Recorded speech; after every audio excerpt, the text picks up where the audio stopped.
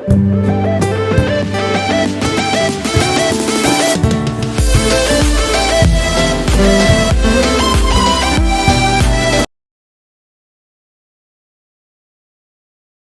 दोस्तों, स्वागत आपका फिर से एक नई वीडियो के साथ। जैसा कि हमने पिछली वीडियो में डिस्कस किया था भाई, मैंने आपको बताया था कि लास्ट 7 डेज के अंदर आप कैसे क्या कुछ पढ़े यूजीसी नेट क्वालिफाई करने के लिए। जो जो मोस्ट इम्पोर्टेंट टॉपिक्स थे मैंने आपको उस वीडियो में शेयर किए थे आपके साथ। अगर किसी ने वो वीडियो नहीं देखी है तो भाई एक बार चैनल पे जाके विजिट करके आप देख सकते हो। बाकी अब इतना टाइम भी नहीं है कि आप जो मैंने कंटेंट बताए हैं उनको दोबारा से रिवाइज कर सको। तो ये वीडियो भी, जो आज मैं वीडियो लेके आया हूँ, ये भी आपके लिए बहुत ही ज़्यादा लाभदायक रहेगी, बहुत ही ज़्यादा बेनिफिशियल रहने वाली है ये वीडियो।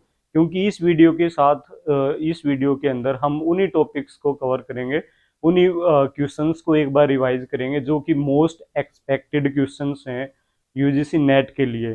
जो कि पहले बहुत बार जो क्वेश्चंस है वो आ चुके हैं, या फिर उनसे रिलेटेड जो टॉपिक्स हैं वही से आपके जो क्वेश्चंस हैं वो पूछे गए हैं। देखिए, जो क्वेश्चंस हैं वो हर बार ये नहीं है कि भाई कहीं से नए क्वेश्चन निकल के आते हैं। कोई हो सकता है कोई रेयर क्वेश्चन आपको ऐसा देखने को मिले कि आप फर्स्ट टाइम उस क्वेश्चन को देख रहे हो।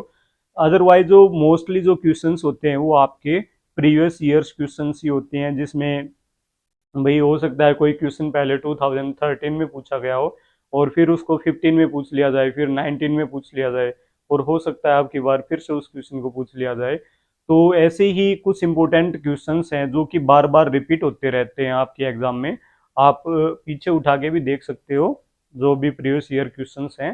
तो उनमें जो क्वेश्चंस आते हैं आपके बार बार रिपीट होते हैं, उन क्वेश्चंस को आज हम डिस्कस करेंगे। तो वीडियो थोड़ी सी लंबी हो सकती है, लेकिन अगर आप ये वीडियो कंप्लीट देख लेते हो तो मैं गारंटी देता हूँ इस वीडियो से आपके लगभग 20 से 25 क्वेश्चंस जरूर मिलेंगे नेट एग्जाम में। तो वीडियो के अंदर लास्ट तक आप जुड़े रहे वीडियो के साथ, और जो भी कंटेंट आपको बताए जाएं उनको एक बार अच्छे से रिवाइज करें। ठीक है, तो चलिए ठीक है, शुरू करते हैं वीडियो को।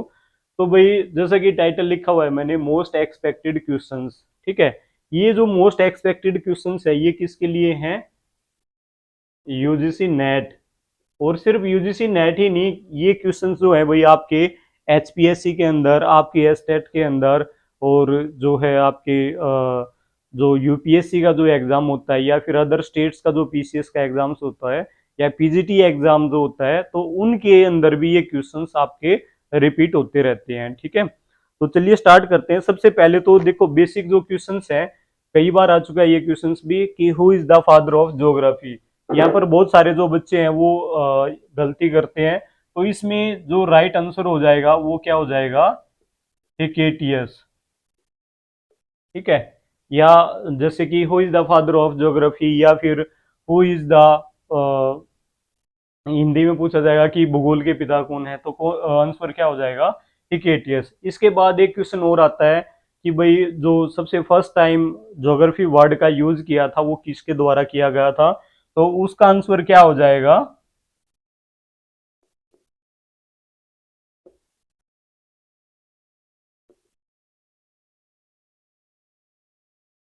इरेस्टोथनीज। यानी कि जो फर्स्ट टाइम, सबसे पहली बार जो वर्ड यूज किया गया था ज्योग्राफी, वो किसके द्वारा किया गया था? इरेस्टोथनीज के द्वारा। इसके साथ ही देखिए, मैंने हिंदी में ये क्यों लिखे हैं, क्योंकि भाई कई बार क्या होता है कि बुक्स के अंदर जो स्पेलिंग्स होती है वो डिफरेंट डिफरेंट होती है। तो आप हिकेटियस अगर हिंदी में याद रखते हो तो ये ज़्यादा बेनिफिशियल रहेगा, आप पजल नहीं होगे। और इरेस्टोथनीज भी सेम ऐसे, ये स्पेलिंग में यहाँ पर चेंज हो सकता है थोड़ा बहुत, लेकिन हिंदी में आपको सेम ही मिलेगा। ठीक है, इसी के साथ साथ जो आधुनिक भूगोल के फादर हैं, आधुनिक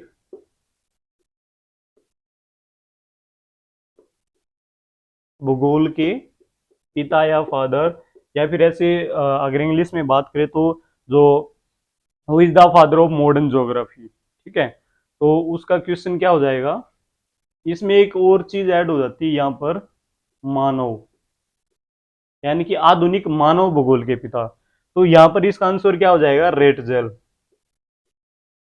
ये आपका 12th क्लास में भी है भाई, ये रेटजेल के बारे में गिवन है। ये एक बहुत ही बड़े पर्यावरणवादी थे, यानी कि ये पर्यावरण के पक्ष में थे। इन्होंने ये कहा था कि भाई जो ह्यूमन बींग्स है वो प्रकृति का दास है। ठीक है, तो आधुनिक भूगोल के पिता रेटजेल माने जाते हैं। और अगर आपसे वैसे ही भूगोल के पिता पूछ लिए जाए, ये क्वेश्चन भी काफी बार रिपीट हो चुका है, मानव भूगोल के फादर पूछ लिए जाए, या फिर आप ऐसे कह लो कि who is the father of human geography, ठीक है, तो वो कौन हो जाएंगे भाई, यहाँ पर तो क्या हो गया, रेटजेल। ठीक है, और उसमें क्या हो जाएगा, विडाल डिला ब्लास। ठीक है, अगर मॉडर्न ज्योग्राफी ह्यूमन ज्योग्राफी के फादर पूछे जाए तो रेटजेल। और अगर आपसे simple who is the father of human geography पूछ लिया जाए तो विडाल डेला ब्लास हो जाएंगे। ठीक है, तो ये क्या है, ये बेसिक से क्वेश्चन है, इनमें से एक क्वेश्चन जरूर आता है हर बार एग्जाम के अंदर। तो अब जो हम क्वेश्चंस करने वाले हैं वो क्वेश्चंस हम रैंडमली करेंगे, कहीं कहीं से। ये नहीं है कि भाई मानव भूगोल शुरू कर दी तो मानव भूगोल से ही नहीं, क्वेश्चंस आपका कोई क्वेश्चन ह्यूमन ज्योग्राफी से भी हो सकता है, कोई पॉलिटिकल ज्योग्राफी से भी हो सकता है, क्योंकि मैंने जो अपने नोट्स बनाए हैं उन्हीं में से मैं आपको रिवाइज करा रहा हूँ, और इसमें से 100% आपके क्वेश्चंस रिपीट होंगे। तो इसमें है भाई, अगर मॉडर्न ज्योग्राफी के जनक पूछ लिए जाए कि भाई who is the father of modern geography, या आधुनिक भूगोल के जनक कौन है, तो ये कौन हो जाएंगे, वॉन हमबोल्ट। ठीक है, ये कौन हो जाएंगे, वॉन हमबोल्ट।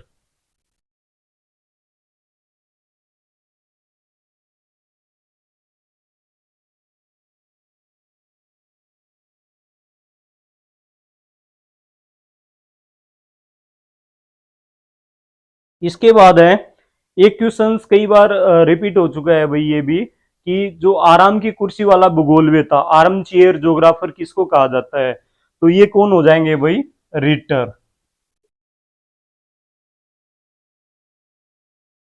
कार्ल रिटर हो सकता है, या सिर्फ रिटर दिया गया हो सकता है। ठीक है, रिटर।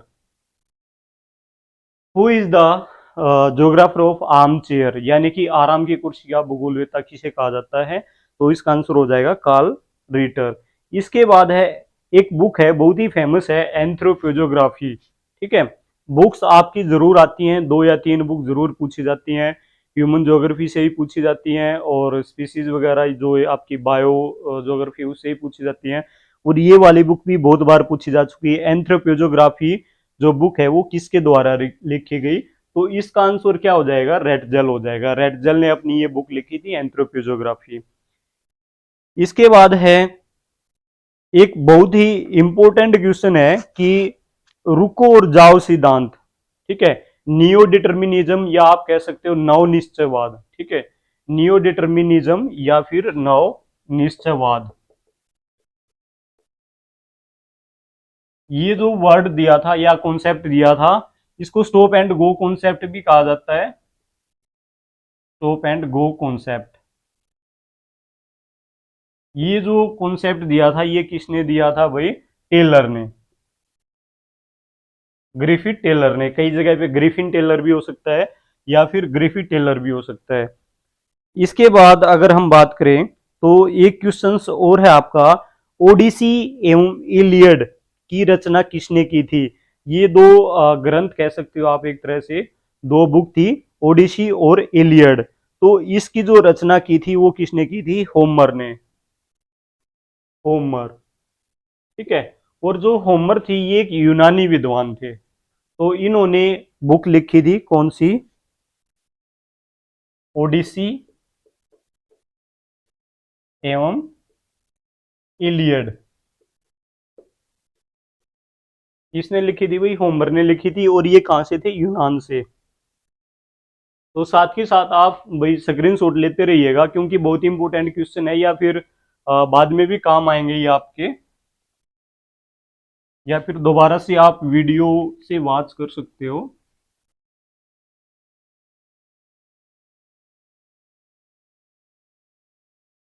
इसके बाद अगर हम बात करें तो एक है कि भाई सर्वप्रथम मापक के आधार पर विश्व का मानचित्र किसने बनाया था, यानी कि स्केल के बेस पर जो सबसे पहले ये बनाया था, मैप बनाया गया था, वो किसके द्वारा बनाया गया था, एनेक्जिमेंडर के द्वारा।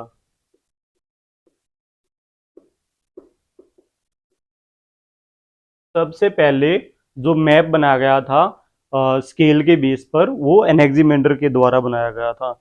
इसके बाद क्वेश्चन आता है कि भाई जो फिजिकल ज्योग्राफी हमारी बहुत ही इंपॉर्टेंट है हमारे ज्योग्राफी के अंदर, जो फिजिकल ज्योग्राफी का जो पोर्शन है, तो फिजिकल ज्योग्राफी के फादर कौन है, ये कौन थे, पोलिडोनियस।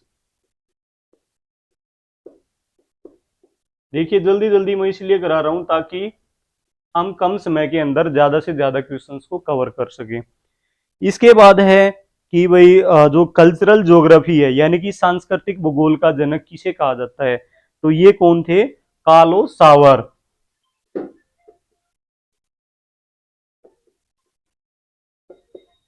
इनको फिजिकल ज्योग्राफी के अंदर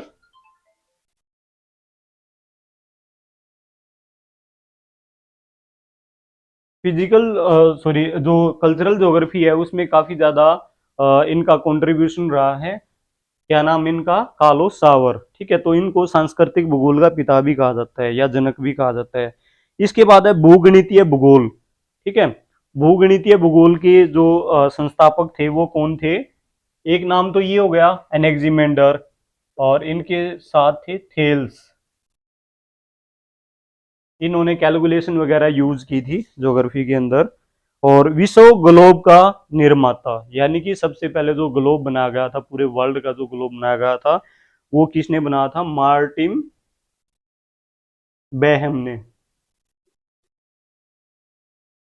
मार्टिन बेहम ने इसको बनाया था सबसे पहले, ग्लोब को। ठीक है, इसके बाद है भौगोलिक विश्वकोश की जो रचना की थी, पूरे भौगोलिक विश्वकोश के बारे में जिन्होंने अपने एक ही ग्रंथ के अंदर बताया था, और इसका नाम था भौगोलिक विश्वकोश। इसका नाम क्या था, स्ट्रेबो।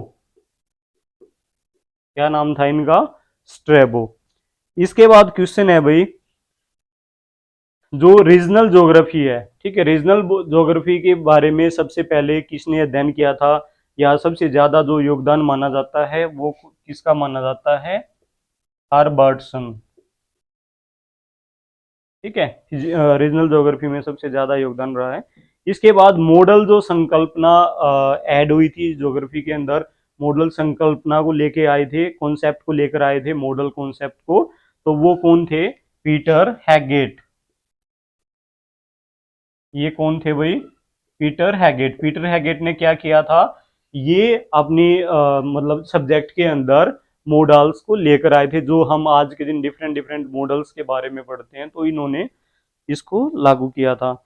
इसके बाद बहुत ही इंपॉर्टेंट जो क्वेश्चंस है, जो हर बार रिपीट होता ही होता है भाई, जो जो मोर्फोलॉजी की जो संकल्पना दी थी, जो मोर्फोलॉजी जो कॉन्सेप्ट दिया था, वो किसने दिया था, थॉर्नवेट ने।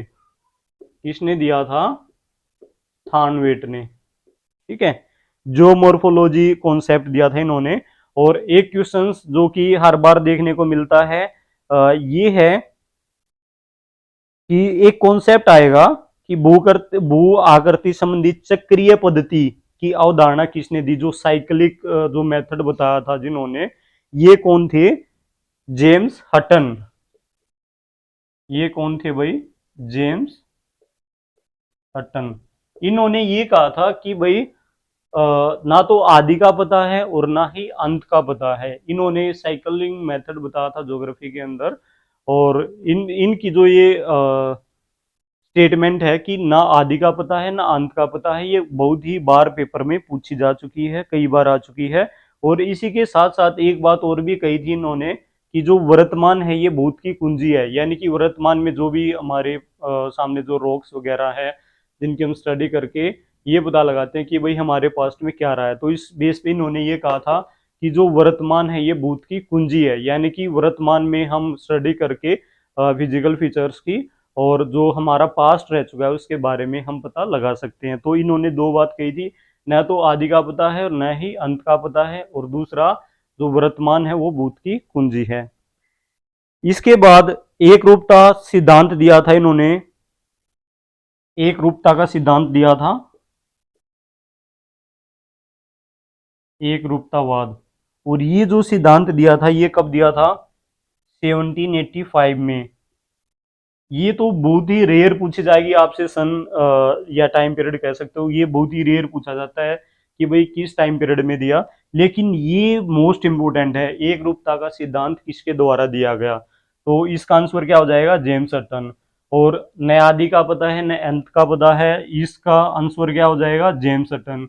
और जो वर्तमान है वो भूत की कुंजी है, उसका आंसर क्या हो जाएगा, जेम्स हटन। ठीक है, और एक रूपतावाद भी जेम्स हटन। इसके बाद एक क्वेश्चन और आता है कि भाई जो हमारी सतलाकृतियां हैं, इसको हारबर्ग ने कितने पार्ट्स में डिवाइड किया था, हारबर्ग, हारबर्ग, इन्होंने सतलाकृतियों को 5 पार्ट्स में डिवाइड किया था। ठीक है, ये भी इंपॉर्टेंट है भाई। एक है फिर जो डेविस थे, डेविस ने ये बताया था कि भाई जो नदीय अपरदन चक्र है, उसके अंदर मोनाडनॉक स्थलाकृति की फॉर्मेशन होती है, मोनाडनॉक, मोनाडनॉक। ये क्या है, एक टोपोग्राफी है, डेविस ने बताया था अपने सर्कल के अंदर, साइकिल के अंदर, कि भाई जो मोनाडनॉक है वो नदी के द्वारा जो अपर्दन किया जाता है उसमें ये जो स्थलाकृति ये बनती है। ठीक है, तो ये भी काफी इंपॉर्टेंट है भाई। कई बार ये क्वेश्चन डायरेक्ट आता है कि भाई जो मोनाडनाक है ये सतलाकृति किससे संबंधित है। ठीक है, तो ये किससे है, नदी अपर्दन से।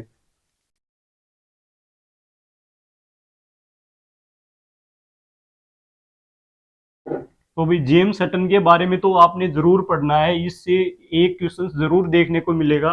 जो क्वेश्चंस हमने अभी यहाँ पर डिस्कस किए हैं, यहाँ से एक क्वेश्चंस आपका जरूर आएगा। ठीक है, इसके बाद है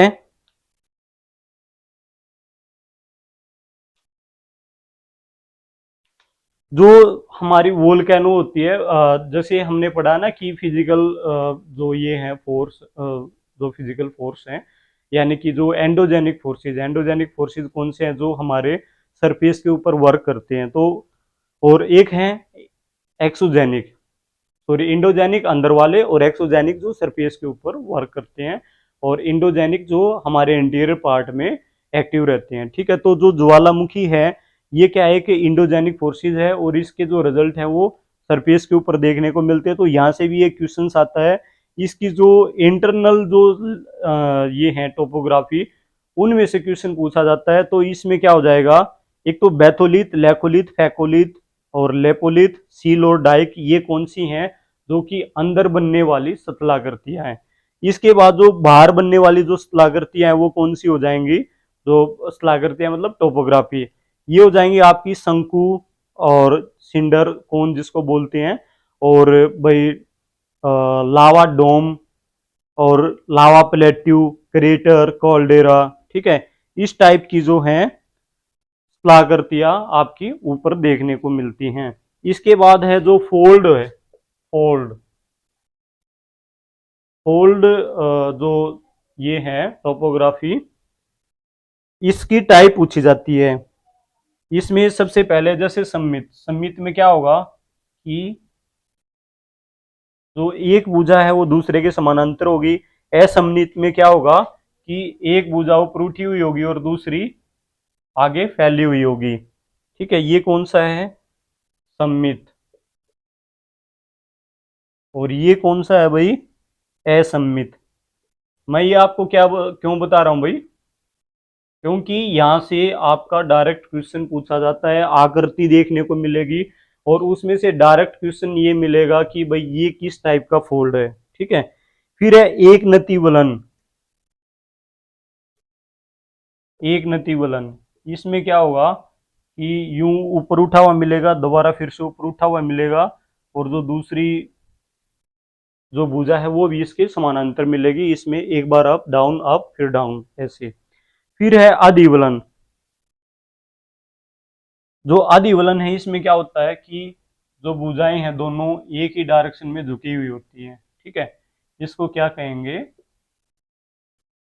आदि वलन। ठीक है, तो ये इंपॉर्टेंट है भाई। इसके बाद है समनत, समनत में क्या होगा,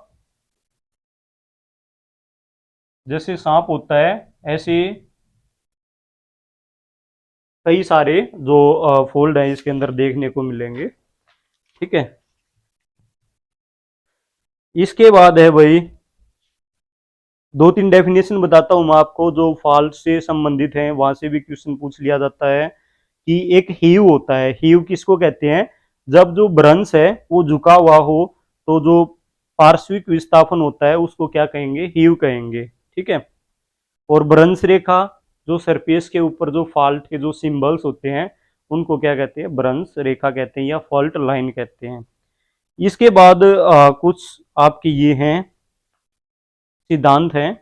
भू अभिनति शब्द का सबसे पहले जो प्रयोग किया था, भू अभिनति। ठीक है, बिल्कुल डायरेक्ट क्वेश्चन मिलेगा। भू अभिनति, भू अभिनति का सबसे पहले प्रयोग किया था डाना ने। किसने किया था? डाना। इसके बाद इसकी जो संकल्पना दी थी, यानी कि जो कॉन्सेप्ट दिया था भू अभिनति का, ये किसने दिया था? हॉल ने। ठीक है, इसके बाद है इस जो भू अभिनति सिद्धांत का जो विकास किया था वो किसने किया था? हॉग ने। ये मिलते जुलते हैं भाई।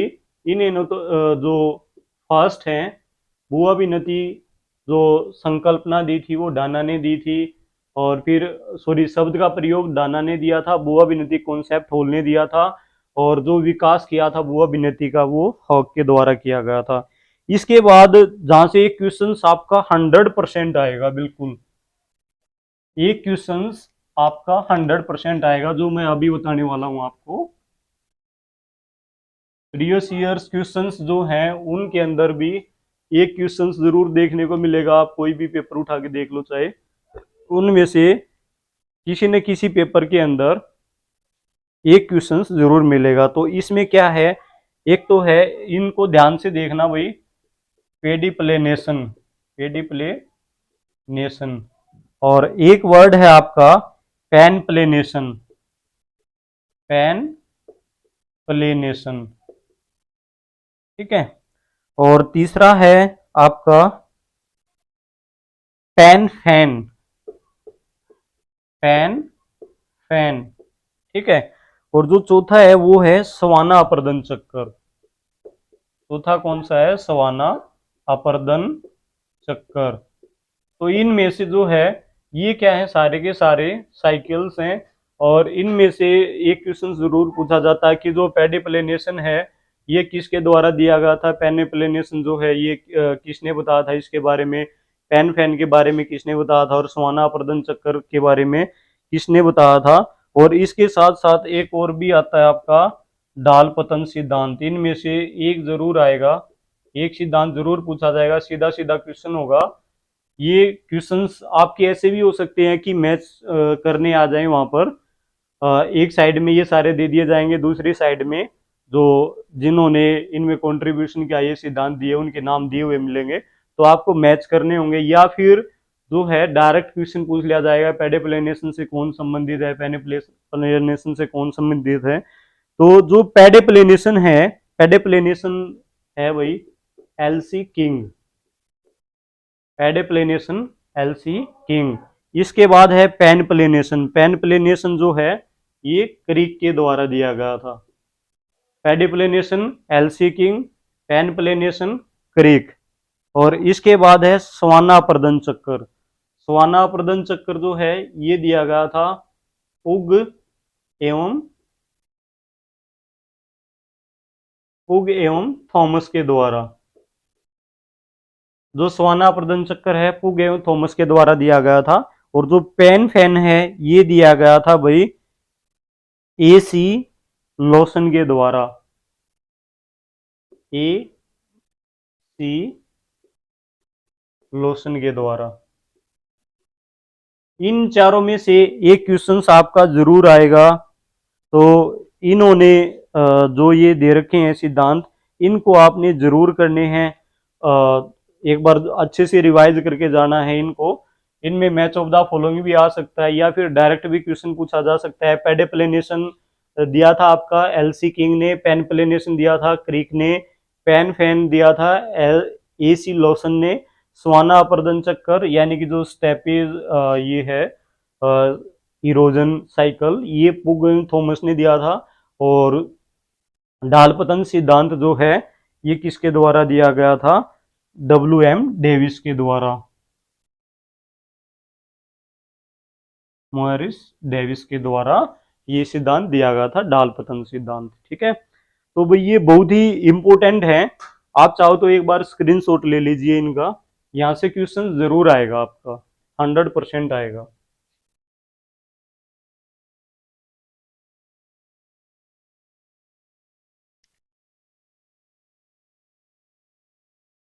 वीडियो को एक दो बार जरूर देखना आपने, रिपीट करके। अगर एक बार में आप कंफर्म नहीं हो पाओ तो दोबारा से जरूर देखना वीडियो को, क्योंकि इसमें से आपके कई सारे क्वेश्चंस रिपीट होने वाले हैं। इसके बाद है महाद्वीपीय विस्थापन सिद्धांत। इसके बारे में मैंने आपको डिटेल में कराया भी था। और ये जो सिद्धांत था ये किसके द्वारा दिया गया था? वैगनर के द्वारा दिया गया था। और वैगनर के द्वारा कब दिया गया था? 1912 में। और इससे पहले टेलर ने भी इसके ऊपर वर्क किया था। टेलर ने कब वर्क किया था? 1909 के अंदर। और इसमें से जो वैगनर के जो एविडेंसेस हैं उनसे रिलेटेड भी क्वेश्चन पूछा जा सकता है। कौन सा जो एविडेंस है वो वैगनर ने बताया था, यानी कि उसके पक्ष में बताया था। फिर है जो सबसे पहले प्लेट शब्द का जो नामकरण किया गया था, यानी कि सबसे पहले जिसने प्लेट शब्द को यूज किया था वो कौन थे? टूजो विल्सन। इन्होंने क्या किया था? सबसे पहले प्लेट शब्द दिया था। जो हमारी प्लेट्स हैं इंटीरियर पार्ट में, 7 बड़ी प्लेटें हैं और बाकी कई सारी आपकी छोटी प्लेटें हैं। तो सबसे पहले प्लेट शब्द कह के संबोधित किया गया था टूजो विल्सन के द्वारा। इसके बाद है जो प्लेट टेक्टोनिक सिद्धांत दिया गया था वो किसके द्वारा दिया गया था? हैरी हेस के द्वारा। ठीक है, और इसके बाद सागर नीतल का प्रसरण, यानी कि जो सागर नीतल का मतलब क्या है? सी फ्लोर स्प्रेडिंग, जो हम नेक्स्ट वीडियो में भी डिस्कस करेंगे। सी फ्लोर स्प्रेडिंग, ये भी किसके द्वारा दिया गया था? हैरी हेस के द्वारा दिया गया था,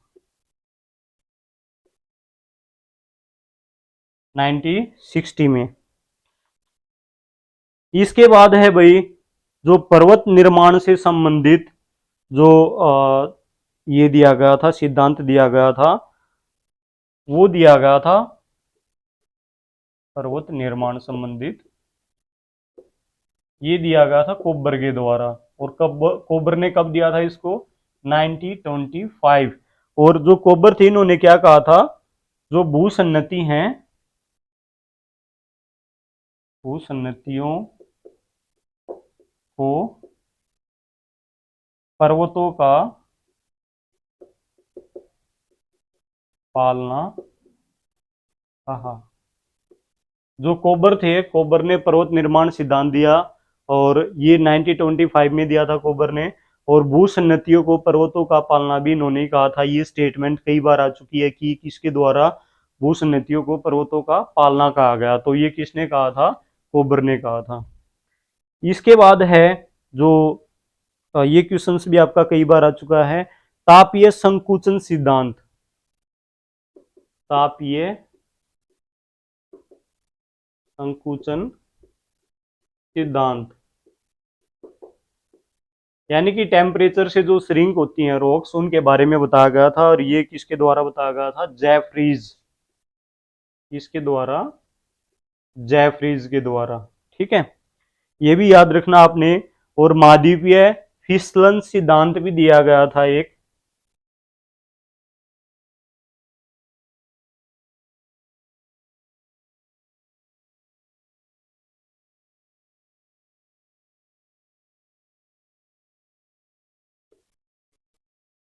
महाद्वीपीय फिसलन सिद्धांत, ये किसके द्वारा दिया गया था? दिल्ली, यानी कि जो दिल्ली थे वो दिल्ली महाद्वीपों के ऊपर से फिसलते थे। ठीक है, तो ये कौन सा हो गया? महाद्वीपीय फिसलन सिद्धांत किसके द्वारा दिया गया? दिल्ली के द्वारा दिया गया। इसके बाद जो विंड के द्वारा जो ये आपकी सतलाकृतियां निर्मित होती हैं, जो टोपोग्राफी बनती है। और टोपोग्राफी जो है दो तरीके से बनती है, एक तो इरोजन के द्वारा, दूसरी डिपोजिशन के द्वारा। तो इरोजन के द्वारा जो बनती हैं विंड के द्वारा, वो कौन कौन सी हैं? एक तो वातग्रत, छत्रक शिला जो कि छतरी की तरह दिखाई देती है, और एक है आपका जूजेन, और एक हो जाएगा आपका इंसेलबर्ग। और इंसेलबर्ग से एक क्वेश्चन और आता है कि इंसेलबर्ग की सबसे पहले स्टडी किसके द्वारा की गई थी? तो ये जो स्टडी की गई थी, ये की गई थी बार्नहार्ट के द्वारा। बार्नहार्ट के द्वारा दी गई थी। और एक होता है भाई भू स्तंभ, ठीक है। भू स्तंभ यानी कि खंबे से टाइप में खड़े रहते हैं यूं, और इनके ऊपर यहाँ पर जो है कठोर चट्टानें रहती हैं, और नीचे ये वाला जो पिलर सा दिखाई दे रहा है, ये भी आपका कठोर होता है। और इसमें से जो मुलायम पार्ट होता है, यानी जो सॉफ्ट रॉक्स होती है, उनका अपरदन हो चुका होता है, और ये एक स्तंभ के रूप में खड़ा रह जाता है, ठीक है। और इसके बाद है यारडांग, यारडांग, ड्राइकेंटर, ठीक है। और इसके साथ साथ जालीदार शिला, जालीदार शिला। इसमें क्या होता है कि भाई जो रॉक्स है उसमें कई सारे जो हैं होल से बन जाते हैं, क्योंकि यहाँ पर सॉफ्ट रॉक होती है, जो विंड होती है इन सॉफ्ट रॉक को यहाँ से अपरदित कर देती है, इरोडेड कर देती है, और आर पार होल निकल आते हैं, ठीक है। तो इस ये क्या हो जाती है, एक जालीदार रॉक बन जाती है, ठीक है। इसके बाद जो निक्षेपण से जो बनते हैं, यानी कि जो डिपोजिशन से, विंड के डिपोजिशन से जो टोपोग्राफीज बनती हैं, वो कौन कौन सी हो जाएंगी? जैसे बालू का स्तूप है, ठीक है, बरखान है, लोएस, बालसन तथा प्लाया। और ये क्या होती हैं, पर्वतों से घिरा हुआ बेसिन होता है। और इसके साथ साथ जो बजादा है, पेडिमेंट है, इनकी भी फॉर्मेशन किससे होती है? विंड के द्वारा होती है। कई सारे बच्चे यहाँ पर ग्लेशियर करके आते हैं, लेकिन वो गलत है। इसके बाद जो कास्ट लागर्ती है, ठीक है, कास्ट लागर्ती में जैसे कि जो इरोजन से बनती हैं, वो क्या है? लैपीज,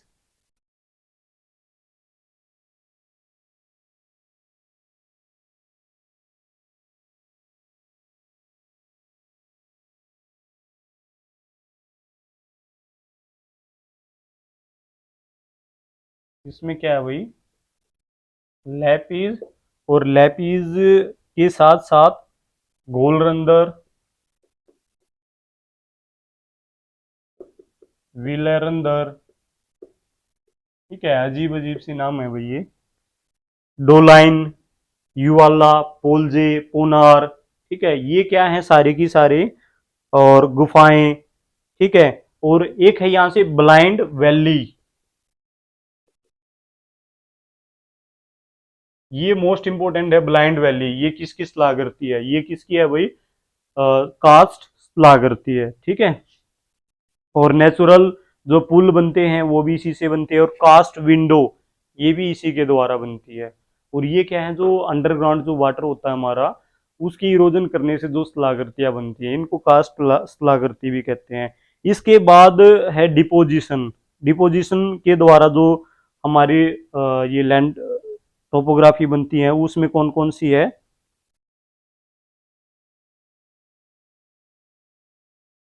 एक तो स्टेलेक्टाइट, और दूसरी स्टेलेगमाइट।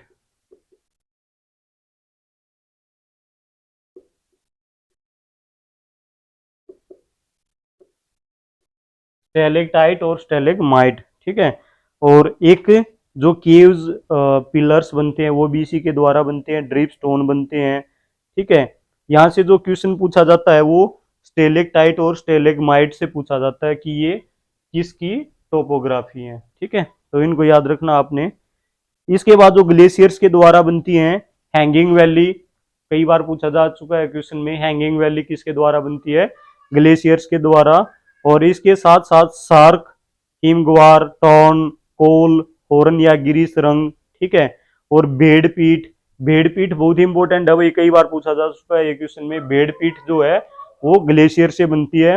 और जो डिपोजिशन से बनती है, एक बार इनको देख लीजिए, जो यहाँ से क्वेश्चन जरूर पूछा जाता है कि कौन सी जो स्थलाकृति है वो ग्लेशियर के डिपोजिशन से बनती है। तो क्या होता है, कई बार हम कंफ्यूज हो जाते हैं कि ये इरोडेड टोपोग्राफी है या फिर डिपोजिशनल है, ठीक है। तो जो डिपोजिशनल है वो कौन कौन सी है, जैसे कि ड्रमलिन, एस्कर, एस्कर, और इसके साथ साथ केम, ये कंघी टाइप में होती है। और बस ये तीन जो हैं, ये आप याद रखना, ड्रमलिन, एस्कर और केम, ये तीनों की तीनों डिपोजिशनल हैं, जो कि ग्लेशियर्स के डिपोजिशन से बनती है। रिवर की तो आपको पता ही है भाई, जैसे वी शेप आकार, वी शेप आकार की जो है वैली बनती है रिवर के द्वारा, गोर्ज बनते हैं, ठीक है। ये सारे के सारे क्या हैं, अपरदन से बनने वाले। और इसके साथ साथ जैसे पोर्ट होल्स वगैरह, ठीक है, इस तरह के। और केनियन, केनियन क्या होता है, जो कि बड़ा गोर्ज बन जाता है, ठीक है, उसको क्या कहते हैं, केनियन कहते हैं। वाटरफॉल वगैरह, और जैसे आपका वाटरफॉल हो गया, ठीक है, वाटरफॉल। और एक हो गया मेंडर्स, मेंडर्स में क्या होता है, जो रिवर्स है यूं सांप की तरह से चलती है, ठीक है, इस तरह से शेप बन जाती है इसकी। इसके बाद है निक्षेपण से, यानी कि जो डिपोजिशन से जो टोपोग्राफी बनती है आपकी, उसमें जैसे फ्लड प्लेन है, फ्लड प्लेन यानी कि जो बाढ़ का मैदान है। इसके साथ साथ डेल्टा, डेल्टा कहाँ पर बनता है, जो रिवर का एंडिंग पॉइंट होता है, जहां पर रिवर किसी वाटर बॉडी को ज्वाइन कर लेती है, ठीक है। और जो नदी डेल्टा शब्द का सबसे पहले जो प्रयोग किया गया था, इंपोर्टेंट क्वेश्चन है ये भी, ये किसके द्वारा किया गया था, हेरोडोटस के द्वारा। सबसे पहले इन्होंने जो सॉरी, जो नील रिवर थी मिस्र की, तो वहां पर इसकी स्टडी की थी, और जो डेल्टा की खोज की थी इन्होंने, डेल्टा शब्द का सबसे पहले प्रयोग किया गया था हेरोडोटस के द्वारा, सबसे पहले स्टडी भी की थी इन्होंने। तो यहाँ पर एक क्वेश्चन जरूर आता है कि भाई कौन सी जो नदी है वो किस टाइप का डेल्टा बनाती है, तो वहां पर पूछा जाता है आपसे, जैसे नील, गंगा, राइन, नाइजर और लीना, वोल्गा और सिंध। ये जो नदी है, ये सारी की सारी किस टाइप का बनाती हैं भाई,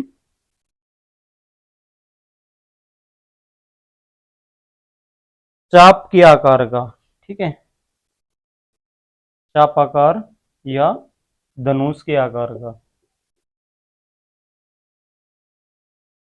इसके बाद अगर हम पंजानुमा डेल्टा की बात करें, पंजानुमा यानी कि जो पक्षी का जो पंजा होता है उसकी शेप जैसा जो डेल्टा बनाती है रिवर, वो कौन सी है, मिसिसिपी रिवर,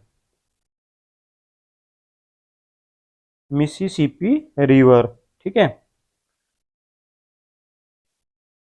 तो भाई ये क्या है, कुछ इंपॉर्टेंट क्वेश्चन थे आपके टोपोग्राफी से रिलेटेड, जिसमें कि आपका इरोजनल टोपोग्राफी और डिपोजिशनल टोपोग्राफी दोनों के दोनों आ गए।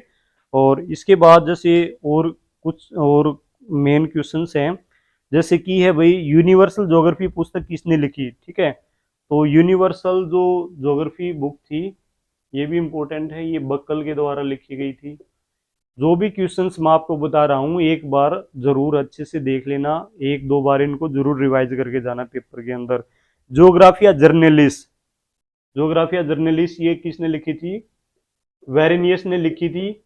और वेरेनियस ने ज्योग्राफी को टू पार्ट्स में डिवाइड किया गया था, किया था, एक सिस्टमेटिक ज्योग्राफी और दूसरा रीजनल ज्योग्राफी, ठीक है।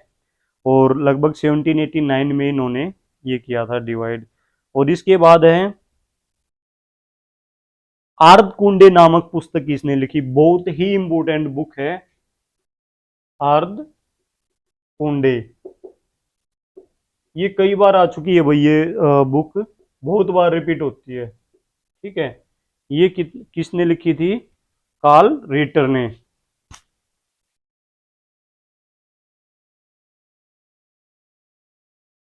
और एक क्वेश्चन और भी रिपीट होता है, कंटिन्यू 2-3 साल आया वो क्वेश्चन, अनस्टेबल अर्थ।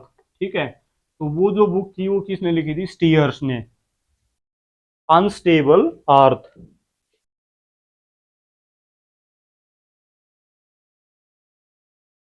ये किसने लिखी थी भाई? स्टीयर्स ने। बहुत ही इंपॉर्टेंट है ये भी। इसके बाद है प्रिंसिपल द ज्योग्राफी।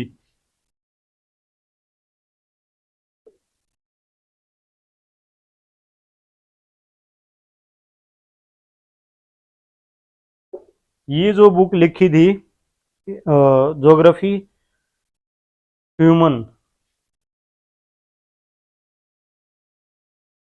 ये जो बुक लिखी गई थी ये लिखी गई थी विडाल डेला ब्लास के द्वारा। ठीक है, जिनको मानव भूगोल का पिता भी कहा जाता है, विडाल डेला ब्लास।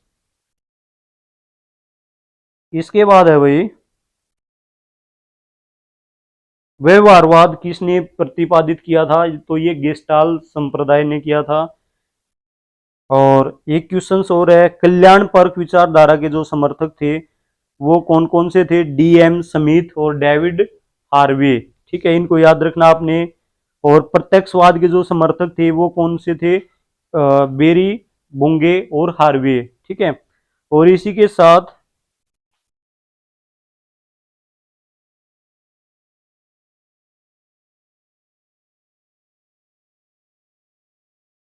जो ब्राजील में जो कैवे के जो बाग है, कॉफी के जो बाग होते हैं, उनको क्या कहा जाता है? फेजेंडा। ठीक है, ये भी इंपॉर्टेंट क्वेश्चन है। और इसके साथ साथ अफ्रीका के जो हंटिंग वाली जो सैडल ट्राइब्स है उसको हंटिंग भी करते हैं और वो वेदरिंग भी करते हैं, तो उसको किस नाम से जाना जाता है? पिग्मी। ठीक है, और दक्षिण भारत के जो ये हैं हंटर्स, इनको पलियान नाम से जाना जाता है, पलियान। इसको भी देखना आपने।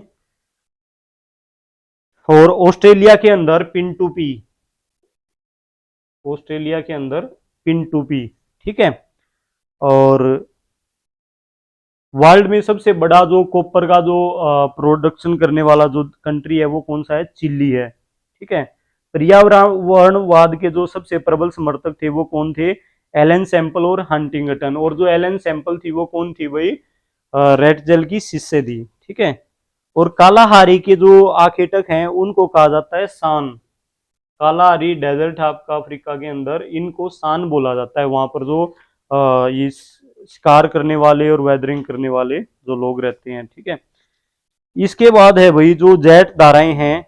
जेट धाराएं आपकी 6000 से 10,000 मीटर की ऊंचाई पर काफी स्पीड से चलती हैं। 6000 से 10,000। यहाँ से डायरेक्ट क्वेश्चन पूछा जाता है कि भाई जेट स्ट्रीम की स्पीड क्या है, सॉरी ऊंचाई क्या है? तो 6000 से 10,000 है। इनकी जो स्पीड होती है वो 300 से 500 किलोमीटर पर हावर की स्पीड से ये चलती हैं। और इनका जो अक्षेत्र है वो ऊपरी सौरमंडल यानी कि जो ट्रोपोस्फेयर हमारी उसका ऊपर वाला जो पार्ट है उसमें। और ये पश्चिम से पूर्व चलती हैं, ये बहुत ही इंपॉर्टेंट है, पश्चिम से पूर्व। ठीक है, और इनकी जो स्पीड होती है वो शीत ऋतु यानी कि विंटर के सीजन में तेज हो जाती है। ठीक है, जैसे हमें ठंड भी ज्यादा लगने लग जाती है तो इनकी स्पीड भी ज्यादा हो जाती है। एक है यहां से भी क्वेश्चन जरूर आता है आपका, शीत वातागर का स्लोप यानी कि जो कोल्ड फ्रंट है, शीत वातागर। ठीक है, वातागर क्या होते हैं? जब दो टाइप्स की जो विंड्स है वो आपस में तेजी से एक दूसरे के साथ मिक्स होती है तो वहां पर फ्रंट बनता है। तो शीत वातागर का जो ढाल होता है, ढाल, ठीक है, ये कितना होता है? 1:30 से लेकर 1:100 तक। ठीक है, और ये बाएं से दाएं चलता है यानी कि लेफ्ट से राइट चलता है। इसके बाद जो उष्ण वातागर है, यानी कि होट जो फ्रंट बनता है उसका स्लोप क्या है भाई, 1:100 से लेकर 1:400, और ये दाएं से बाएं चलता है यानी कि राइट से लेफ्ट। इसके बाद है भाई जो कोपेन और थानवेट से भी एक क्वेश्चन जरूर पूछा जाता है। 11th क्लास की बुक में आपका ये चैप्टर है, क्लासिफिकेशन गिवन है। फिजिकल ज्योग्राफी की जो बुक है हमारे बीईओएम में, सभी में ये टॉपिक जरूर आता है फिजिकल ज्योग्राफी के अंदर। तो 11th क्लास से इसकी स्टार्टिंग हो जाती है। कोपेन जो थे, कोपेन कहाँ से बिलोंग करते थे, ऑस्ट्रिया से। एक आपने ये भी देखने हैं भाई, जो भी आपने मतलब जो थॉट वाली जो बुक रीड की होगी तो उसमें कई सारे ज्योग्राफर्स के नाम दिए होंगे अलग अलग स्कूल वाइज, तो उनको भी आपने याद रखना कि कौन सा जो ज्योग्राफर है वो कहाँ से बिलोंग रखता है। ठीक है, तो इन्होंने क्या किया था, 1918 में क्लासिफिकेशन दिया था क्लाइमेट का, और किसके आधार पर दिया था, टेम्परेचर और रेनफॉल के आधार पर। किसके आधार पर, टेम्परेचर और रेनफॉल। यहां से भी क्वेश्चन पूछा जाता है कि इन्होंने किस बेस पर दिया था, कब दिया था, 1918 में। किसने दिया था, कोपेन ने। और ये कहां से बिलोंग करते थे, ऑस्ट्रिया से। इसके बाद थॉर्नवेट, जो क्लाइमेट क्लासिफिकेशन है कोपेन का, BSHW, और जो जैसे कि CWG है, AS है, AM है, ठीक है, और CWG है। तो यहाँ से क्वेश्चन पूछा जाता है, AM जो है आपका इस साइड पाई जाती है जो मानसूनी क्लाइमेट है, और इस साइड आपकी AS पाई जाती है, और जो बीच वाला है यहाँ पर CWG पाई जाती है। यहाँ पर जो नॉर्थ ईस्टर्न के जो स्टेट्स हैं यहाँ पर आपकी DFC पाई जाती है, और जो नॉर्दर्न पार्ट है इंडिया का, जम्मू कश्मीर और उत्तराखंड का ऊपर ऊपर वाला हिस्सा और हिमाचल का, वहां पर ई यानी कि ध्रुवीय टाइप पाई जाती है। और यहाँ पर जो डेजर्ट है हमारा, ठीक है, जो राजस्थान का पार्ट है यहाँ पर कैपिटल B, कैपिटल SHW पाई जाती है। ठीक है, और जो बीच वाला हिस्सा है यहाँ पर जो है आपकी स्टेपी टाइप VSHW पाई जाती है।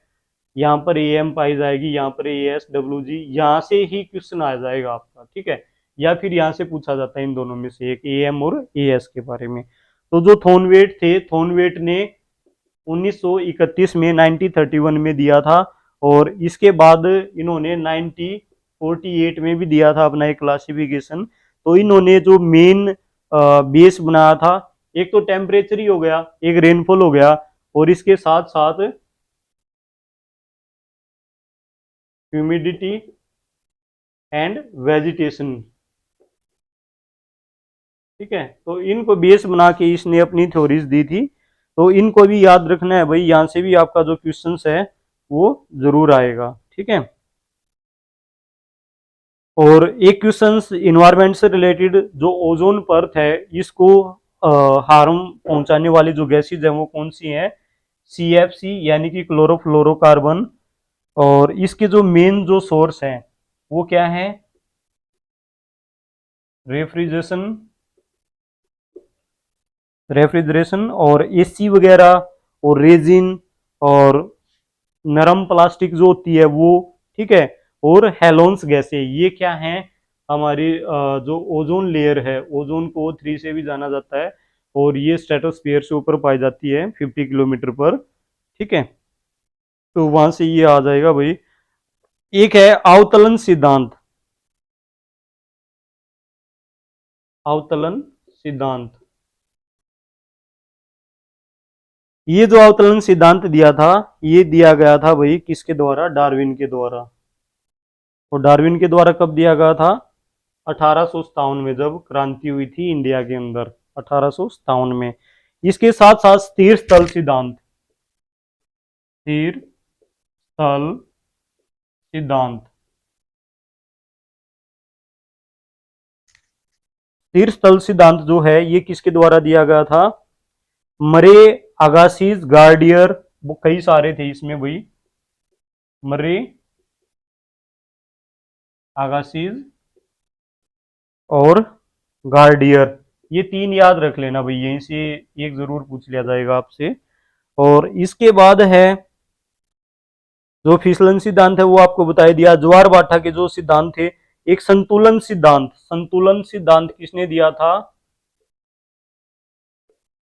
संतुलन सिद्धांत ये किसने दिया था?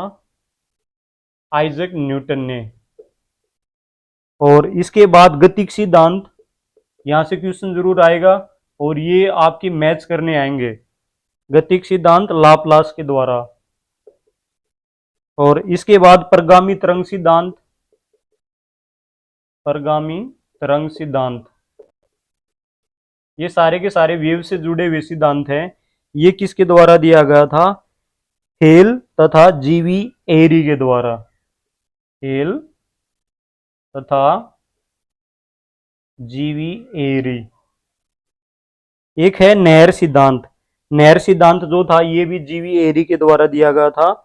ठीक है। और जो न्यूटन का संतुलन सिद्धांत था ये कब दिया गया था भाई? 1687 में दिया गया था। और जो एक बुक थी प्रिंसिपिया, उस पुस्तक के अंदर इस सिद्धांत को दिया गया था। ठीक है। तो भाई एक बुक का नाम और रह गया जो इंपॉर्टेंट है, कोसमोस।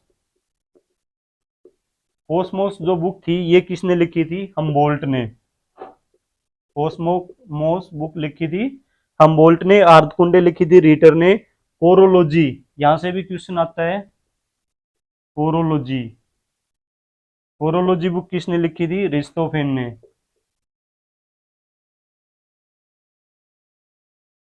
ठीक है। तो इन्होंने चाइना के वहां के पहाड़ों का, मैदानों का वो भी किया था, अध्ययन भी किया था। और एक है पोली क्लाइमैक्स। पोली क्लाइमैक्स की जो ये थी संकल्पना, वो किसने दी थी? टांसले ने। और टांसले ने इकोसिस्टम दिया था और इकोलॉजिकल दिया था हैकल ने। ठीक है, उसको भी याद रखना आपने, बहुत ही इंपॉर्टेंट है भाई। एक है परसंभववादी मॉडल, परसंभववादी।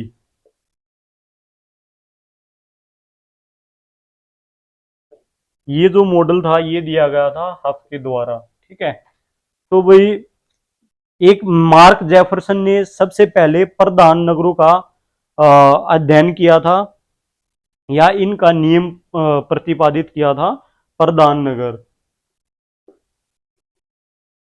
प्रधान नगर किसने? मार्क जेफरसन ने। ठीक है, मार्क जेफरसन ने।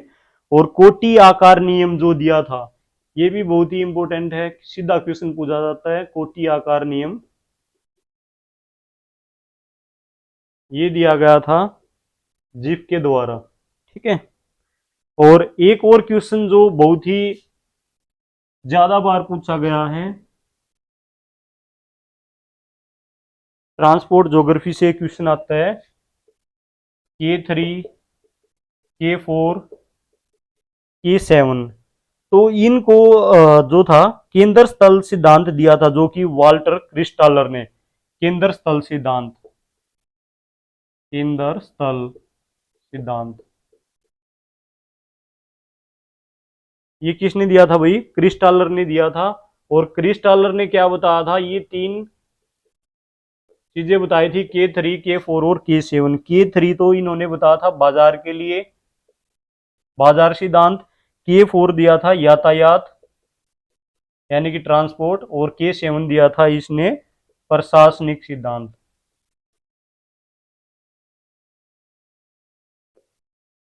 तो इनको आपने बहुत ही अच्छे से रिवाइज करना है, यहाँ से क्वेश्चन जरूर आएगा। एक बाजार के अंदर सिद्धांत था, ये अगस्त लोस के द्वारा दिया गया था। ठीक है। तो जनसंख्या वृद्धि दर जो न्यूनतम है वो किस में है? यूरोप में है।